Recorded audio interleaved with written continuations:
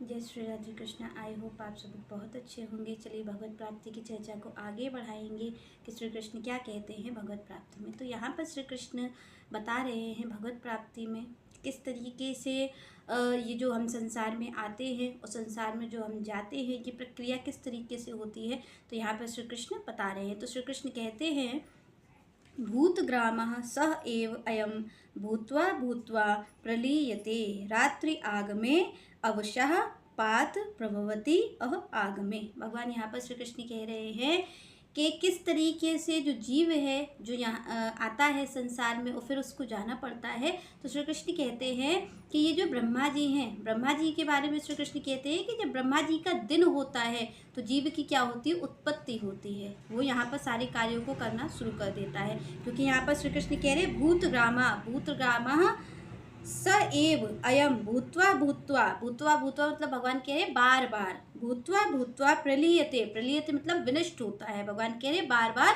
विनष्ट होता है।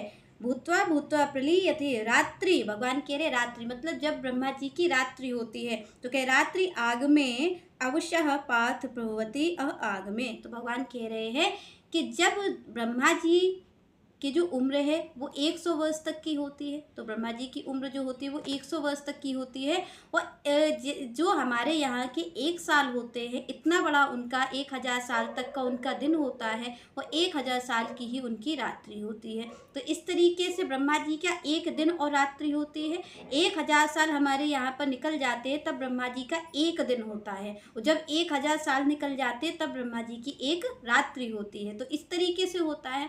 और इतनी कितनी ब्रह्मा जी की उम्र है, 1000 साल भगवान की और ब्रह्मा जी की उम्र है। तो यहाँ पर भगवान कहते हैं कि इस तरीके से ब्रह्मा जी की उम्र 100 साल है, तो उनको इस तरीके से होता है उनका दिन और रात। तो जब ब्रह्मा जी का दिन होता है, तो ब्रह्मा जी का जब दिन होता है तो क्या होता है, जीव की उत्पत्ति होती है। यहाँ पर श्री कृष्ण कह रहे हैं कि जब ब्रह्मा जी का दिन होता है तो जीव की उत्पत्ति होती है, मतलब ये सारा संसार हमें कार्यरत दिखाई पड़ता है। और जब भगवान कहते हैं ब्रह्मा जी की रात्रि होती है तो ये सारे जीव विनष्ट हो जाते हैं। भगवान कहते हैं ये विनष्ट हो जाते हैं और फिर से ब्रह्मा जी का दिन होता है तो वही जो लोग हैं फिर शरीर धारण करके आते हैं। तो श्री कृष्ण कहते हैं कि यहाँ पर ब्रह्मा जी का जब दिन होता है तो जीव आता है संसार में, अपना कार्य करता हुआ दिखाई देता है, और जब ब्रह्मा जी की रात्रि होती है तब जीव विनष्ट हो जाता है।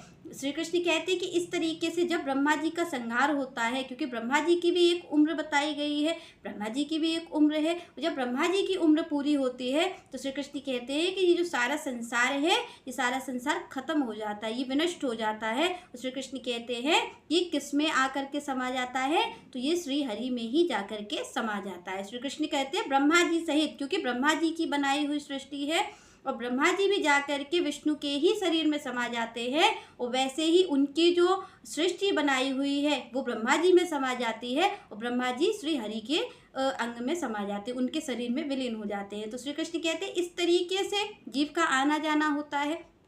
आप और हम ये सोचते हैं कि हम हमेशा के लिए इस संसार में रह लेंगे, तो आप और हम इस संसार में हमेशा के लिए नहीं रह सकते। क्यों नहीं रह सकते? क्योंकि हमें यहाँ पर श्री कृष्ण स्वयं बता रहे हैं कि ब्रह्मा जी का जब दिन होता है तब हम इस संसार में आते हुए दिखाई पड़ते हैं कि भाई ये इस जीव की उत्पत्ति हो रही है, ये संसार में आ रहा है, ये कार्य चल रहा है। और जब श्री कृष्ण कहते हैं कि जब ब्रह्मा जी की रात्रि होती है तो जीव क्या होता है, विनष्ट हो जाता है। जैसे कि आप और हम आवागमन देख रहे हैं, तो इस श्री कृष्ण कह रहे हैं कि ब्रह्मा जी के दिन रात, क्योंकि ब्रह्मा जी की सृष्टि बनाई हुई है और ब्रह्मा जी के ही हिसाब से चल रही है। तो श्री कृष्ण कहते हैं जब दिन होता है तो जीव की उत्पत्ति होती दिखाई देती है, और जब ब्रह्मा जी की रात्रि होती है तो जीव विनष्ट हो जाता है। पर श्री कृष्ण कहते हैं जब उनका संहार होता है तो क्योंकि ब्रह्मा जी की बनाई सृष्टि है और उनके हिसाब से ही चल रही है, तो श्री कृष्ण कहते हैं कि जब ब्रह्मा जी का संहार हो जाता है, जब ब्रह्मा जी की जो आयु है वो आयु जब पूरी हो जाती है, तो श्री कृष्ण कहते हैं कि उसके बाद क्या होता है कि ये जितने जीव ब्रह्मा जी के बनाए हुए हैं सृष्टि में, ये सारे ब्रह्मा जी में ही समा जाते हैं, कोई इस सृष्टि में रहता नहीं है। तो श्री कृष्ण कहते हैं वो सारे उनमें समा जाते हैं, और वो ब्रह्मा जी स्वयं अपनी सृष्टि को लेकर के भगवान कहते हैं वो मेरे अंदर समा जाते हैं। क्योंकि आप और हम सबने श्रीमद् भागवत में पढ़ा है कि श्री जो नारायण है उनकी नाभि से कमल उत्पन्न हुआ, उसमें से ब्रह्मा जी उत्पन्न होते हैं। तो यहाँ पर बताते हैं कि ब्रह्मा जी की उत्पत्ति किससे है, श्री कृष्ण ने ही की है, हरि से ही ब्रह्मा जी की उत्पत्ति हुई है। तो हरि में ही जाकर के ब्रह्मा जी लीन हो जाते हैं जब उनकी उनका विनाश हो जाता है, जब वो विनष्ट हो जाते हैं। पर श्री कृष्ण यहाँ पर बात करते हैं कि जो मेरा भक्त होता है, श्री कृष्ण ने कहा कि जो मेरा भक्त होता है ब्रह्मा जी ही की बनाई सृष्टि में, श्री कृष्ण कहते हैं जो मेरा भक्त होता है वो कभी भी विनष्ट नहीं होता। श्री कृष्ण कहते हैं कि वो हमेशा मेरे पास ही रहता है, मेरे धाम में रहता है, क्योंकि श्री कृष्ण का धाम कैसा है, श्री कृष्ण का धाम शाश्वत है, उनका कभी ना मिटने वाला है, कभी भी मिटता नहीं है, क्योंकि भगवान का धाम कैसा है, वो कभी भी न मिटने वाला है। जैसे स्वयं भगवान है वैसे ही बना हुआ उनका धाम है और वैसे ही उनके भक्त हैं। तो श्री कृष्ण कहते हैं कि मेरे भक्त का कभी भी नाश नहीं हो सकता।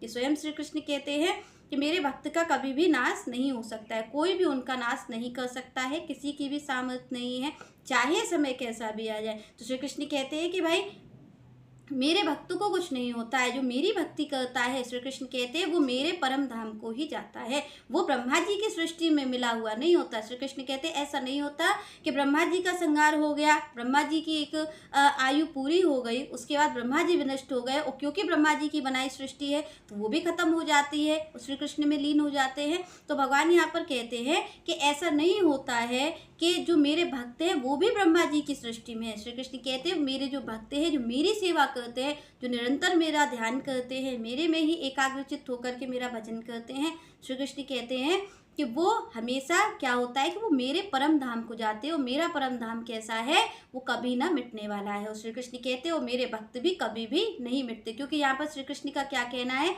कि मेरे भक्त का कभी भी पुनर्जन्म नहीं होता है। यहाँ पर श्री कृष्ण ने पहले ही कह दिया कि जो मेरी भक्ति का, इसीलिए श्री कृष्ण ने कहा कि भाई आपके पास पूजने के लिए अनेक देवी देवता हैं। बस क्यों श्री कृष्ण को पूजने की बात कही जाती है, क्योंकि श्री कृष्ण खुद भी ऐसे हैं न मिटने वाले, क्योंकि बाकी सब मिटने वाला है, सब कुछ मिट जाने वाला है। श्री कृष्ण यहाँ स्वयं कहते हैं कि केवल मैं ही हूँ जो नहीं मिटने वाला हूँ। अर्जुन से भगवान ने कहा कि केवल एक सृष्टि में एक मैं ही था, एक मैं ही हूँ और एक मैं ही रहने वाला हूँ। भगवान कहते हैं बाकी सब कुछ भी स्थिर रहने वाला नहीं है, सब कुछ काल के हिसाब से चल रहा है और काल किसकी इच्छा से चलता है, वो श्री भगवान की इच्छा से चलता है। तो यहाँ पर श्री कृष्ण कहते हैं कि जो मेरे भक्त होते हैं वो कभी भी कोई काल में नहीं बंधे हुए, वो ब्रह्मा जी की उम्र में भी बंधे हुए नहीं हैं। जो ब्रह्मा जी की उम्र हो जाए और भगवान कहते हैं वो उनका नाश हो जाए। श्री कृष्ण कहते हैं बाकी तो जो सृष्टि है वो तो लीन हो जाएगी, पर भगवान कहते जो मेरे भक्त हैं वो मेरे धाम को आते हैं,